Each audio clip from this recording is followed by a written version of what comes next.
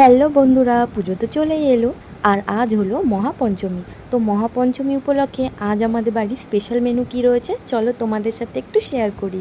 তো দেখো, এখানেই প্রথমেই দেখছি মা কলা পাতায় মাছ ভেজেছে, সেটা হচ্ছে বেলে মাছ ভাজা।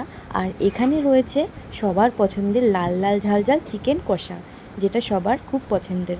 আচ্ছা, তোমরা এই ধরনের রেসিপি কারা কারা পছন্দ করো অবশ্যই কমেন্ট করে জানিও। বিশেষ করে মাছ পাতায় ভাজা খেতে কারা পছন্দ করো সেটা কিন্তু অবশ্যই কমেন্ট করে জানিও।